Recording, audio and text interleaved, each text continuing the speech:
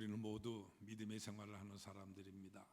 그래서 우리는 때때로 하나님께서 주시는 특별한 은혜를 체험할 때가 있고, 또 어떤 계기를 통하여서 새롭게 결단하는 경우들도 참으로 많이 있게 됩니다.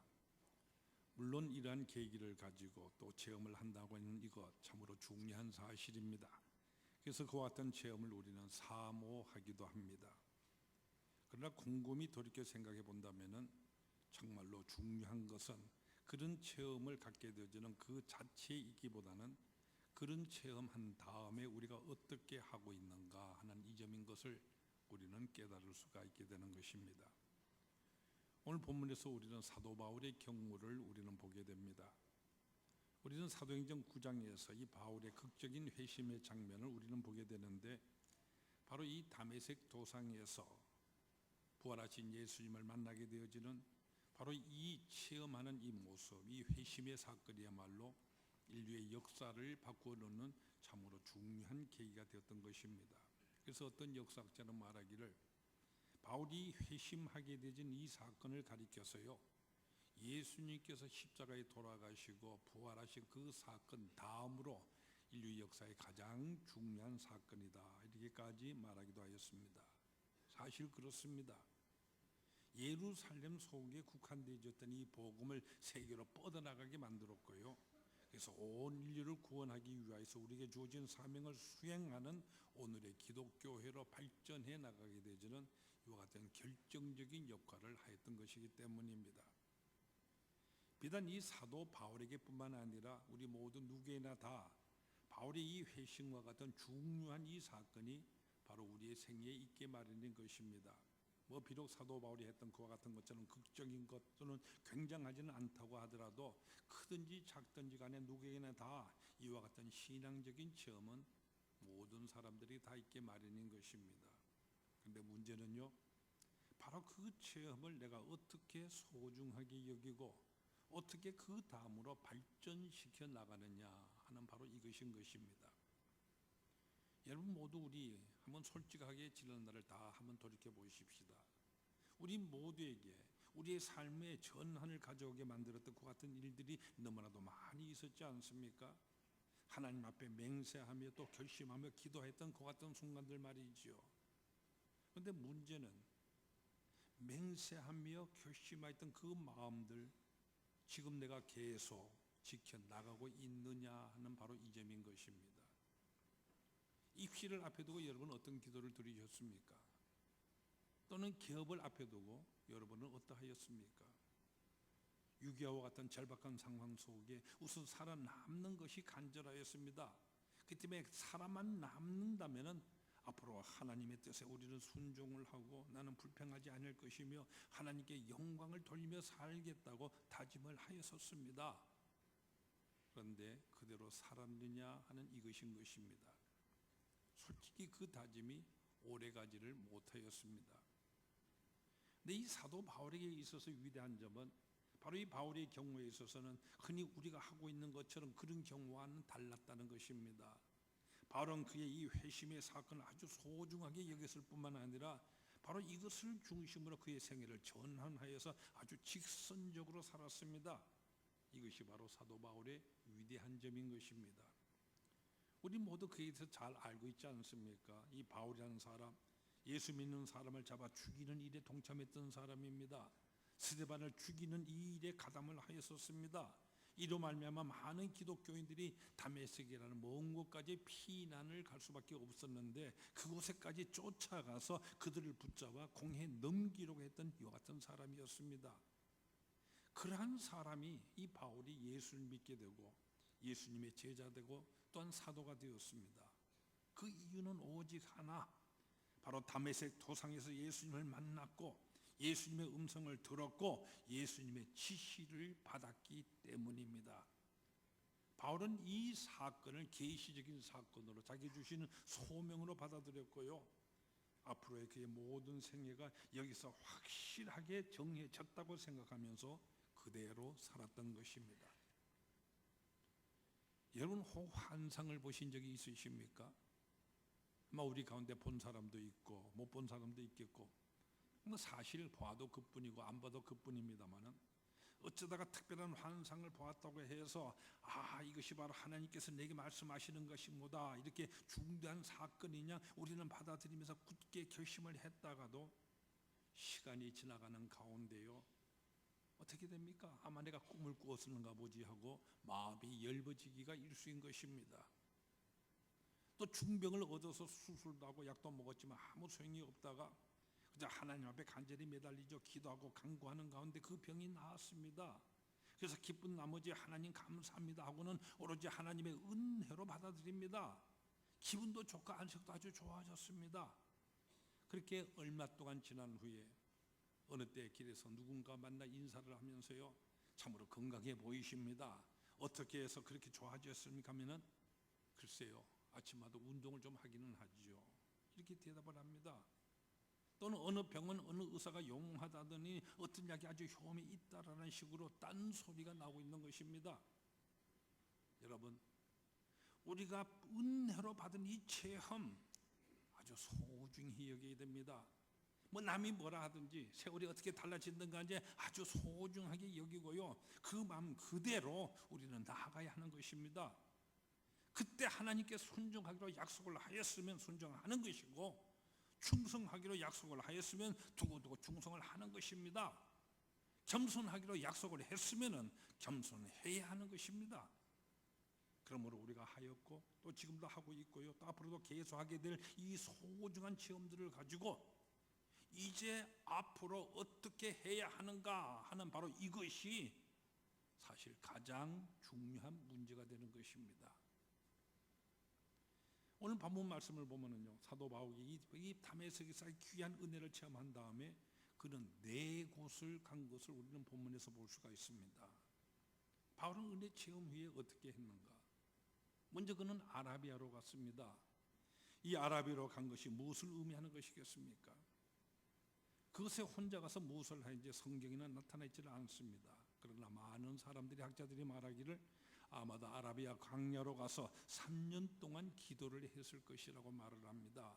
요즘으로 말하자면 신학 공부를 한 것이죠. 뭐 여럿이 아니고 혼자 했더라도 공부는 공부이지 않습니까?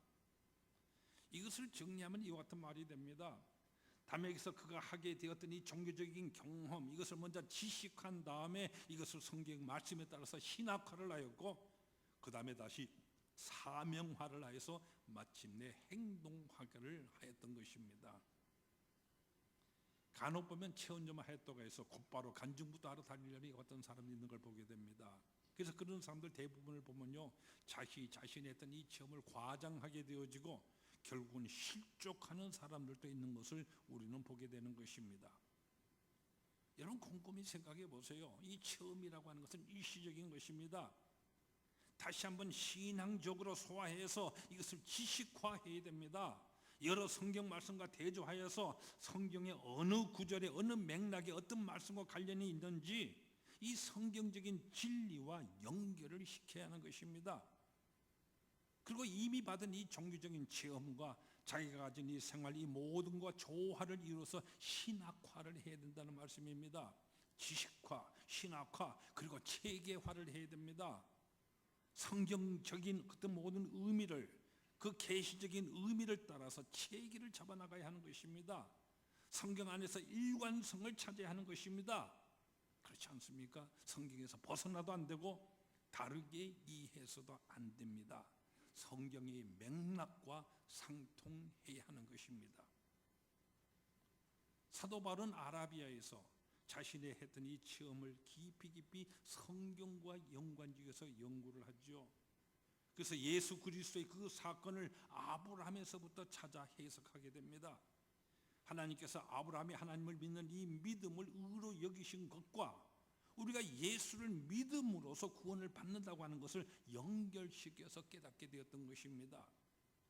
이 바울의 신학을 말한다면 한마디로서 믿음으로 말미암아 의롭다함을 받는다 하는 이 말로 요약이 됩니다. 근데 예수를 믿음으로써 죄의 사함을 받고 구원을 받는다, 성경 어디에서 이 근거를 찾은 것입니까? 바로 아브라함에게서 찾았습니다. 창세기 15장 6절에 보면은 아브라함이 여호와를 믿으니 여호와께서 이를 그의 공의로 여기시고 라고 말씀을 하십니다. 그리고 또 하박국 2장 4절에서 의인은 그의 믿음으로 말미암아 살리라 하십니다. 바로 이 말씀을 붙들어서요, 구약 성경의 맥락을 깨뜨려서 성서적으로 신학화를 그런 하였던 것입니다. 바로 이런 과정을 거쳐서 체계가 잡힌 이런 신앙, 어떤 일을 만나도 결단코 흔들리지가 않습니다. 그렇지 못할 때는 흔들리게 됩니다. 아무리 좋은 종교적인 경험을 했다고 하더라도 흔들릴 수밖에 없습니다. 우리는 인간이기 때문에 아무리 신비한 체험을 했더라도 흔들립니다. 자칫 엉뚱한 방향으로 가고요, 또한 신앙적으로 교만해지기가 쉬운 것입니다. 그래서 특별한 체험을 하고서도 오히려 그것 때문에 잘못되는 경우를 우리는 보게 되는 것입니다. 이단으로 빠지는 사람들도 우리는 보게 되는 것이죠. 이것은 모두가 다 소중한 이 체험을 신학화하지 못한 데서 비롯되는 것입니다. 그래서 이 아라비아에서의 3년이라는 시간이 필요했던 것입니다. 또 이 아라비아에서의 3년은 준비 기간이기도 합니다. 우리가 사실 무슨 일을 하기 위해서는 준비를 단단히 해야 되지 않습니까? 이런 사람이 있습니다. 저는 선교사가 되어서 해외로 나가서 한평생 일하기를 원합니다. 그래서 그분을 만나서 준비는 다 갖추셨습니까? 하고 물어보면은 준비가 뭐 필요합니까? 믿고 무조건 가는 것이지요. 여러분, 이런 분을 여러분은 어떻게 보십니까? 여러분, 하나님의 일을 하는 것입니다. 우리 인간이 하나님의 일을 하기 위해서는 바울이 했던 것처럼 인간으로서 최선의 이 훈련과 준비를 해야만 하는 것입니다. 자신의 이 선교사에게 사용될 무엇인가 방도를 또한 준비를 해야만 됩니다. 아무런 훈련도 기구도 없이 그냥 빈손으로 가서 어떻게 하나님의 일을 하겠다는 것입니까? 또한 선교 현장 거기에 대해서도 공부를 하면서 준비를 해야만 합니다. 어떤 선교사의 간증을 들은 적이 있습니다. 한국식으로 해서요, 참으로 웃지 못할 이와 같은 얘기들, 참 선교사들 고보고는 많이 듣게 되어지는데, 태국을 갔던 어느 선교사가 우리 한국에서 새벽 기도하고 부흥하게 된 이 모범을 가지고 새벽 기도회를 처음부터 강조하면서 인도를 했다고 합니다. 얼마 동안 억지로 막 강조를 했더니 사람들이 나오긴 했는데 나중에는 모두 다 쓰러져 버리고 말더랍니다. 왜 그런가 하고 뒤늦게 곰곰이 돌이켜 생각해 보았더니 태국의 이 기후와 또한 이 일하는 그 관습에 대해서 자기 자신이 너무나도 무지했더라는 것입니다. 여러분 잘 아시지 않습니까? 태국이라는 나라 너무 뜨거운 나라죠. 그 때문에 아침에 일어나는 시간이 보통 9시, 10시입니다. 그 시간에 일어나서 잠깐 또 아침에 좀 일 좀 하다가 점심 먹은 다음에 뜨거운 한낮 동안에 한두 시간 더 낮잠을 자죠. 그리고는 3시쯤 다시 나와서 일을 좀 하다가 저녁을 먹습니다. 그리고 그때부터 밤 12시까지가 주된 활동 시간입니다. 그래서 한두 시가 되어서 모두 취침자리에 들게 되어지는데 이것도 모르고요, 새벽 4시에 전부 나로가 강조를 했었으니 그 일이 되겠습니까? 예수님께서는 30년 동안 준비를 하시고 3년 일하셨습니다. 아무리 급해도 사도 바울 아라비아로 가서 3년은 준비를 해야 했습니다. 아라비아에 가서 깊이 생각을 합니다. 나는 누구이며 무엇인지, 내가 어떻게 구원을 받았을까, 나는 무엇을 과연 할 수 있는 것일까, 하나님께서 내게 주신 그 경륜이 무엇일까, 나는 왜 유대 나라가 아닌 저 이방 땅에 길리기아 다소에서 태어났었을까, 자신에 대해서 깊이 생각하게 됩니다. 그럼 오늘 본문 15절 말씀처럼 어머니의 태에서부터 나는 택정함을 입었구나 하고 깨닫습니다. 우리는 모름지기 자기 자신을 대해서 깊이 생각하는 이 시간을 가져야만 됩니다. 우리가 어떤 체험을 하게 되어지면 먼저 스스로를 돌아볼 줄 알아야 됩니다. 그런 다음에 하나님과 대화를 하는 것입니다. 다른 사람들을 만나기 전에 하나님을 먼저 만나야 하는 것입니다. 우리가 종종 실패하게 되어지는 것은 어떤 사건에 직면하게 되어졌을 그저 세상으로 뛰쳐나가서 닥친 일부터 처리하려고 들기 때문입니다. 우선 기도를 해야 됩니다. 아주 오랜 시간 기도한 후에 그리고 일을 처리해야 됩니다. 기도하지 아니하고 하는 일들 모두가 실패로 돌아가게 되는 것입니다. 하나님께서는 모세를 쓰시기 위해서 먼저 광야로 내몰아서 먼저 훈련시키지 않으셨습니까? 그런 다음에 시내산에서 만나 말씀을 하십니다. 언제든지 하나님은 우리가 무슨 일을 하려 할 텐데 어느 경우나 마찬가지죠. 사람들과 대화하며 사람을 만나기 전에 하나님부터 만나고 사람과 얘기하기 전에 하나님 앞에 기도하는 시간 우리가 충분히 가져야만 하는 것입니다. 바울에서 우리는 이 점을 보게 되는 것이죠. 바울은 그런 다음에 다메섹으로 갔다고 말합니다. 이 역시 중요한 의미가 있습니다. 바울이 다메섹 도상으로 가는 가운데 일어났던 모든 일들 다메섹 사람들은 다 알고 있었습니다. 바울이 어떤 사람이었는지 그곳 교인들 다 알고 있었다는 여기에 문제가 있었습니다. 바울은 처음 다메섹 도상에서 예수님을 만나 회심한 후에요 곧장 다메섹으로 들어가지 않습니까? 그리고 눈을 뜨고 난 다음에 너무나 기쁜 나머지 여러 회당을 돌아다니면서 증거를 합니다. 그러나 사람들은 믿어주지를 않았습니다. 사도행전 9장 21절에 보면 모든 사람들이 이렇게 말하고 있죠. 이 사람이 예루살렘에서 이 이름을 부르는 사람들을 멸하던 자가 아니냐? 여기 온 것도 그들을 결박하여서 대제사장에 끌고 가고자 함이 아니냐? 저 사람 간첩 아니냐? 예수를 증거한다고 하면서 믿는 사람 다 끌어모아가지고는 동시에 다 잡아가지고 가려고 하는 이와 같은 계획인 모양이다 하고 별의별 의심을 다 합니다. 그런가 하면 한편으로 유대 사람은 유대 사람들대로요 바울이 유대교를 배신했다고 하면서 가만히 두지 않겠다고 이렇게 벼르고 다짐하고 있습니다. 이게 다 기도하지 아니하고 했기 때문에 효과가 없었던 것입니다. 그래서 아라비아를 가서 3년 동안의 기도를 하면서 그의 모든 체험과 자기 자신을 돌이켜보며 신학과 체계하는 이 같은 작업을 하고 이 다메섹 도상의 모든 경험 체계에 정리를 한 다음에 그런 다음에 그가 만난 예수 그리스도를 다시 증거해야 되겠다고 다짐을 합니다. 그리고 다메섹으로 간 것입니다. 원점으로 되돌아간 것이죠. 이것이 대단히 중요한 것입니다. 실패한 그 자리 그 원점으로 되돌아가서 그들에게 자기가 만난 예수 그리스도 부활하신 예수 그리스도를 똑바로 설명해야 되겠다 이렇게 생각을 합니다. 이와 같은 각오를 가지고 다메섹으로 다시 가는 것입니다. 지난번에는 기도 없이 갔었지만은 이번에는 기도를 하면서 갑니다. 가서 전하려고 하는 것입니다. 또 하나 여기서 우리가 짚고 넘어가야 될 중요한 것이 하나 있습니다. 과거에 그는 다메섹에 있는 교인들 전부 끌어다가 죽이려고 하는 마음으로서 공문서를 가지고 왔습니다마는 이제는 그 깊을 빚을요 갚으려고 하는 것입니다. 나는 예수 믿는 사람들 잡아 죽이려 했던 사람이다. 당신들에게 많은 피해를 끼치고 많은 빚을 졌으니 이제는 이 복음의 빚을 갚아야 되겠다 하는 이 같은 마음입니다. 바울은 진정으로 받은 바 이 체험과 복음을 낱낱이 전하고 싶었던 것입니다.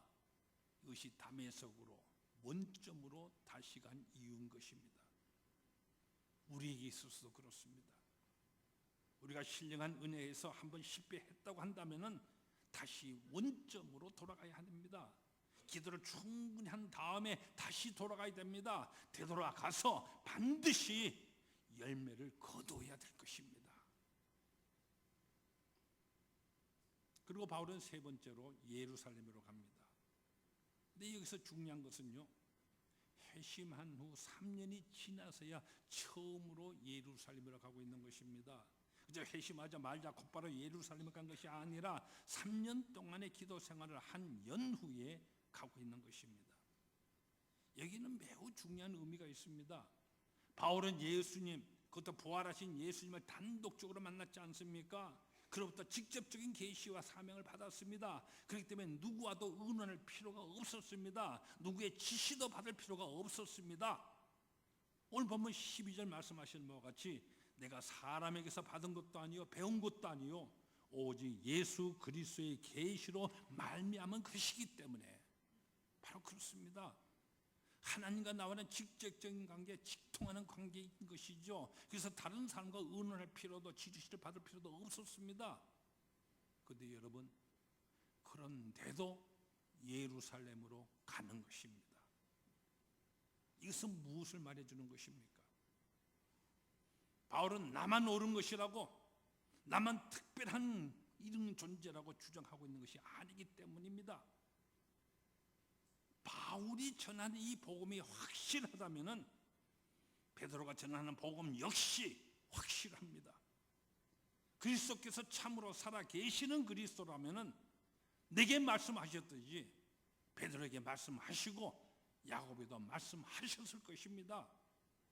그러므로 바울이 아는 이 예수와 베드로가 아는 예수 같은 예수인 것입니다. 간혹 우리 사람들은 자기 체험이나 자기 생각만 옳다고 강조하기가 쉽습니다. 이것은 독선인 것입니다. 그래서 성경이 이 독선을 가리켜서 죄라고까지 말씀을 하십니다.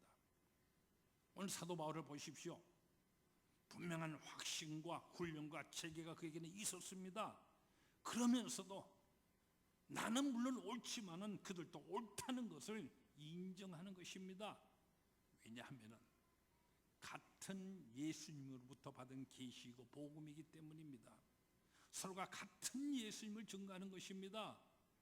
그래서 그들과 함께 협력을 요청하는 것입니다. 이것이 예루살렘에 찾아가는 목적이죠. 그리고 여기서 더욱 중요한 것은요, 자기가 했던 이 개인적인 체험이 개인적인 신앙 고백에서부터 한 걸음 더 나아가서 공동체적이고 교회론적인 의미를 그는 함께 생각했다는 바로 이 점인 것입니다. 나만 옳은 것이 아닙니다. 내가 옳으면 다른 사람도 옳은 것이요, 나의 체험이 소중하다면 다른 사람이 받은 그 은사도 소중한 것입니다. 바로 이것이 교회적인 자세입니다. 그래서 함께 교회를 세우고 함께 힘을 모을 때에 더 크고 온전한 역사를 이룰 수가 있는 것입니다. 그리고 오늘 본문 말씀은요, 예루살렘에서 오래 있지를 아니하고 베드로와 함께 15일을 머물렀다고 말하면서 15일 동안에 주의 형제 야고보 외에 다른 사도들은 보지 못했다고 말합니다. 이 또한 의미가 있는 말씀입니다. 여러분 보세요. 여러 사람을 만나서 거기서 교제를 했다든가 1년 동안이나 머물면서 같이 의논을 하고 성경 공부를 했다, 그렇게 말씀하시지 않았습니다. 단지 베드로와 야고보 이 두 사람만을 만나서 보름 동안 지냈다고 합니다. 이것은 내가 전하는 복음은 절대로 누구에게 배우거나 전승받은 것이 아니라 우리 주님께 받은 것을 전한다는 사실을 강조하기 위함인 것입니다. 또 한편으로는 우리가 서로 함께 모여서 교제하고 타협하며 흥정하여서 이 복음을 우리가 만들어낸 이 같은 교리가 아니다. 베드로는 베드로대로, 나는 나대로 그리스도부터 직접으로 우리가 직통으로 받은 것이다. 그렇지만 우리는 모두가 한 그리스도로 받았기 때문에 한 복음이요 우리는 하나다 하신 이것을 강조하시는 것입니다. 바로 이와 같은 관계가 중요한 것입니다. 복음은 인간적인 것, 세상적인 것이 아니고 오직 하나님과의 직선적인 관계로 이루어지는 계시적인 사건입니다. 그렇기 때문에 인간적으로 타협하거나 만들어낸 것이 아닙니다. 그렇기 때문에 예루살렘으로 가면서도 여러 사람이 아니라 최소한의 핵심적인 접촉만을 여기 바울은 생각하고 했던 것입니다. 그러면서도 독선적이지 않습니다. 복음을 자기 자신의 개인적인 또는 인간적인 것이 아니라 오직 그리스도께서 여기서 근거한 것이고요, 또한 주의 몸된 교회의 공동체적인 신앙 고백이다 하는 것을 나타내고 있는 것입니다. 그렇기 때문에 그는 예루살렘에 가서 최고 지도자인 베드로와 또한 그 예루살렘 교회 감독인 야고보를 만났다. 그래서 만나고 있는 것입니다. 이것은 이 복음의 교회론적인 의미와 권위, 다양한 가운데서 또한 일치되어지는 하나됨을 여기서 나타내고 있는 사실인 것입니다. 우리가 믿음의 생활함에 있어서도요, 우리는 자칫하면 하나님과의 관계보다도 인간적인 관계, 그간의 친구랑 그 얘기를 듣고 같이 모여서 쑥덕거리고 그러기 쉽지 않습니까? 이와 같은 잘못에 우리는 치우치기가 쉽습니다. 또는 자칫해서 내가 배웠던 체험 모든 걸 가지고 내가 받았다 이런 독성적인 경향으로 치닫기 쉽게도 되는 것입니다. 그렇기 때문에 예루살렘으로 가고 있는 이 바울의 모습, 우리가 믿음의 생활을 함에 있어서 반드시 본받아야 될 아주 중요한 자세인 것입니다. 그리고 네 번째로 바울은 수리야 이 길리기아로 갔다 말합니다. 21절에 보면은 그 후에 내가 수리아와 길리기아 지방에 이르렀으나 말씀을 하십니다. 이 길리기아라고 하는 것은 바로 바울의 고향인 길리기아 다소를 말하는 것입니다. 그러니까 보세요. 아라비아에서 다메섹 그리고 예루살렘에 거쳐서 고향으로 돌아갑니다. 바로 이 귀향에 아주 중요한 의미가 또한 담겨져 있는 것입니다. 로마서 9장 3절에 보면 바울은 나의 형제 곧 고죽의 친척을 위하여 내 자신이 저주를 받아 그리스도에게서 끊어질지라도 원하는 바로라 말씀을 하십니다. 당신 자신의 영적인 생명보다도 더 소중하게 여긴 것이 바로 자기 자신의 권력, 가족들, 친척들이 그리스도에게로 돌아오는 바로 이것이었습니다. 이를 그는 간절히 바라는 이와 같은 마음이 있었기 때문에 복음을 전하고자 할 때 서둘러서 고향 사람부터 먼저 찾아가서 만나고자 했던 것입니다. 얼마나 중요한 얘기입니까? 여러분 사실 그렇지 않습니까? 여러분 맛있는 음식 먹게 될 때 제일 먼저 누구부터 생각합니까? 내가 가장 사랑하는 사람들에게 주고 싶은 이와 같은 마음 말이죠. 여러분 기쁜 소식이 있으면 가장 가까운 사람에게 전하고 싶은 것 이건 당연하지 않습니까? 제가 젊어서 전 미국에 유학을 갔었을 때요. 가족들 다 놓고 한 1년 동안 혼자 떨어져서 먼저 가게 되었습니다. 그때 혼자 지내는 동안에 친구들이 시켜주는 구경을 몇 군데 하게 되어졌는데 뭐 디즈니랜드라든지 시월드 같은 이와 같은 아주 관광 명소들입니다. 거기 보면 사실 참으로 희한하고 재미있는 이와 같은 곳입니다만은 그러나 보는 제게 있어서 재미만 있지가 않았습니다. 왜요? 그때 저 혼자만 보는 것이었기 때문입니다. 저 혼자만 미국에 혼자 들어가 있었기 때문에 사랑하는 가족들과 함께 보는 것이 아니었기 때문이었습니다. 그때 저 나름대로 깨달은 것이 있습니다. 같이 보는 것이 아니라고 한다면 보는 것이 아니라고 말이지요. 예수님의 복음을 전하는 이것도 마찬가지인 것입니다. 가장 가까운 내 아는 사람부터 내 남편, 내 아내부터 그리고 내 가족들, 가장 가까운 친구들, 친척들 그리고 이웃이 주님 앞에 나오기를 바라는 간절한 그 마음 이것이 참으로 중요한 것입니다. 예수님께서 복음에 대해서 뭐라고 사명을 주셨습니까? 예루살렘과 온 유대와 사마리아와 땅 끝까지 이르러서 내 증인이 되리라. 바로 예수님께서 하신 이 지상 최대 위임령 이것은 무엇을 우리에게 보여주고 있습니까? 그 말씀 그대로 머릿속에 그려보세요. 마치 연못에 우리가 돌을 던졌었을 때 그 파물이 중심에서부터 시작해서 바깥으로 퍼져나가서 가까운 곳에서부터 점점 먼 곳으로 복음이 전파되어 나가는 이와 같은 모습 우리는 그려볼 수 있지 않습니까? 그러므로 사도 바울은 누구보다 먼저 고향으로 돌아가서 자기의 가족, 친척, 친구들, 가까운 이웃들에게 복음을 전해야 되겠다 생각하는 것입니다. 그래서 길리기아 지방으로 가는 것입니다. 오늘 우리가 믿음의 생활을 함에 있어서도요, 나의 가장 가까운 사람에게서부터 하나님의 아름다운 그 형상을 이룩해 나가야 된다는 바로 이 점 우리가 깊이 마음속에 새겨야 하는 것입니다. 이제 오늘 본문 말씀 마지막 말씀을 보게 되지만은 이제까지 모든 내용들을 아우르는 결론적인 말씀이 등장하고 있습니다. 그리스도 안에 있는 유대의 교회들이 나를 얼굴로는 알지 못하고 다만 우리를 박해하던 자가 전에 멸하려던 그 믿음을 지금 전한다 함을 듣고 나로 말미암아 하나님께 영광을 돌리니라. 바울의 얼굴은 보지 못했지만 그 소문은 이미 널리 퍼졌습니다. 이 바울에 대한 소문이 사방에 퍼져나가서 이로 인하여서 하나님께 영광이 돌아가게 되었다고 말씀합니다. 나로 말미암아서 하나님께 영광을 돌리니라. 얼마나 아름다운 얘기입니까?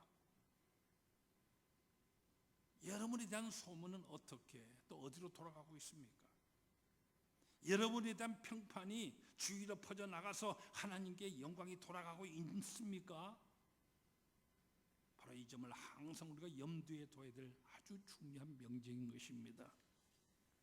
우리 교회는 이와 같은 소문이 있어야 됩니다. 좋은 소문. 그저 아무 교회 교인 하면은 그 교회 교인들은 하면서 칭찬할 것 같은 소문이 있어야 됩니다. 바로 우리 교회의 여러분 한 분 한 분이 바로 이 소문의 근원지인 것입니다. 여러분 전도가 무엇입니까? 뭐 어렵게 생각할 거 없습니다. 바로 이렇게 좋은 소문을 내는 것입니다. 그리고 실제로 나 자신을 통해서 그 좋은 소문들이 나게끔 이렇게 만들어 나가는 것입니다. 우리는 창세기 21장 22절에서 아주 중요한 장면을 보게 됩니다.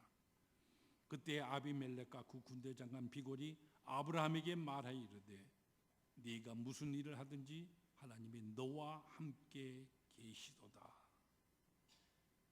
아브라함에게 자기 발로 먼저 찾아서 화신을 청하고 있는 이 아비멜렉이 아브라함에게 하고 있는 말씀입니다.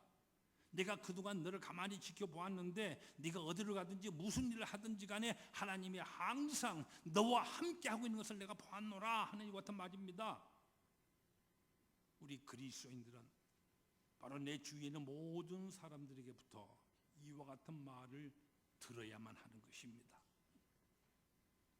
오늘 본문에서 사도 바울은 나로 말미암아 하나님께 영광을 돌리니라 말씀을 하십니다.